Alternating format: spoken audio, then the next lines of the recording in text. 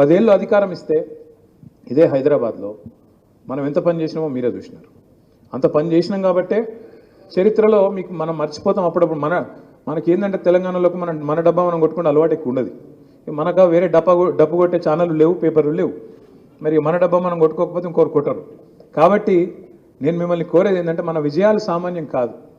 2015లో greater Hyderabad corporation ఎన్నికల్లో మీరు ఒక్కసారి తిరిగి చూడండి. ఆ రోజు 100 సీట్లు సాధిస్తామని నేను అంటే చాలామంది నవ్విండ్రు. ఇప్పుడున్న రేవంత్ రెడ్డి గారే డైలాగ్ కొట్టిండు, మీరు 100 కొడితే నేను రాజకీయ సన్యాసం చేస్తా అన్నాడు. సరే చేయలే, అది వేరే విషయం. కానీ ఫస్ట్ టైం చరిత్రలో 150 సీట్లుంటే 99 సీట్లు సాధించి ఆ రోజు ఒక కొత్త చరిత్రను, కొత్త రికార్డు సృష్టించింది టీఆర్ఎస్. నిజంగా చెప్పానంటే జాంబాగ్ ఆనందేడవా ఉన్నాడా, ఈయనే ఉన్నాడు. ఇది కూడా గెలిచినాం మనం. సరే దానికి పేరే కథ ఉంది, కానీ కూర్చో 5 ఓట్లతో నువ్వు అది కూడా వాళ్ళు బతిమలాడితే విడిచిపెట్టినావు, ఆయనతో అయింది. లేకపోతే సెంచరీ కొట్టినట్టే జరిగింది అది. తర్వాత 2018 ఎలక్షన్స్ వచ్చినాయి, అసెంబ్లీ ఎన్నికలు వచ్చినాయి. అసెంబ్లీ ఎన్నికల్లో కూడా ఏం విజయం అది.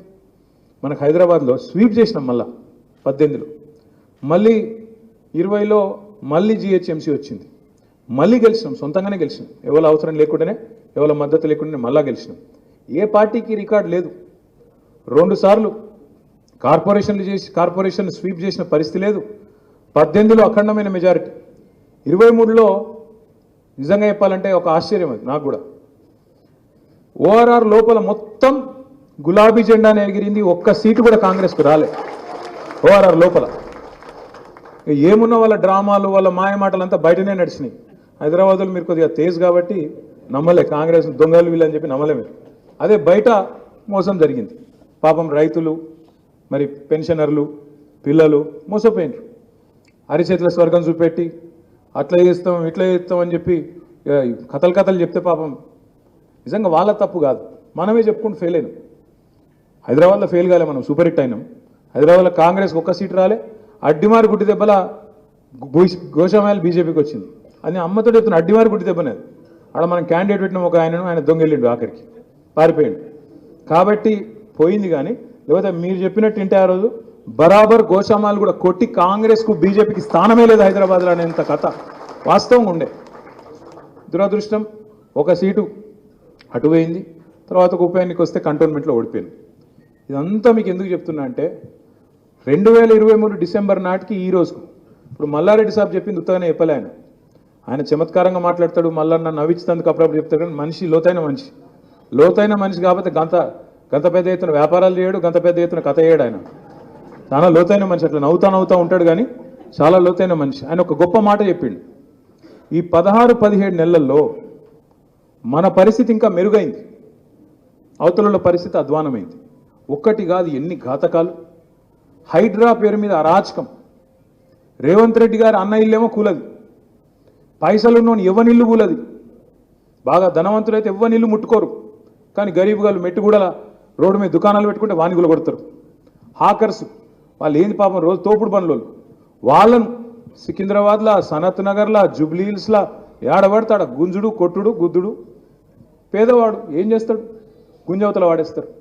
నాచారంలో నేను చూసిన ఒక చెప్పుల దుకాణం గుంజి పారేసిండ్రు. కూకట్పల్లిలో ఆఖరికి బుచ్చమ్మ అని ఒక లేడీ హైడ్రా వచ్చిన ఇల్లు కూడా కొడుతుందని చెప్పి గుండాకి చచ్చిపోయింది భయంతో. నేను కృష్ణారావు గారు పోయినాం.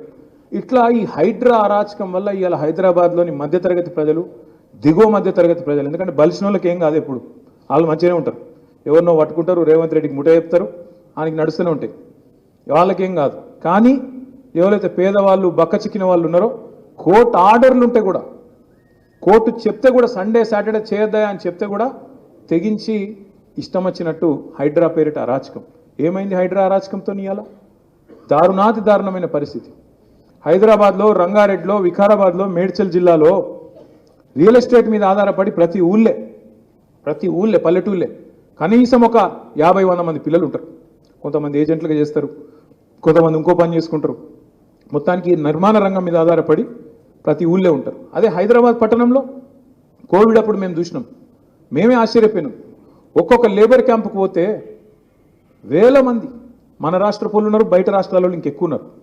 వేల మంది, లక్షల మంది నిర్మాణ రంగం మీద ఆధారపడ్డోళ్ళు ఉన్నారు. పాపం వాళ్ళు హ్యాండ్ టు మౌత్, బట్టకు పొట్టకు తిప్పలు పడేటోళ్ళు రోజు. రెక్కాడితే కానీ డొక్కాడనోళ్ళు వాళ్ళందరి కడుపు మీద కొట్టింది ఇవాళ కాంగ్రెస్ ప్రభుత్వం. రియల్ ఎస్టేట్ డమాల్ అన్నదని చెప్పి ఇలా నేనో మీరో ఎప్పుడో కాదు, మొత్తం రిపోర్ట్ల మీద రిపోర్ట్లు వస్తున్నాయి. బెంగళూరు మంచిగుంది, చెన్నై మంచిగుంది, ముంబై మంచిగుంది.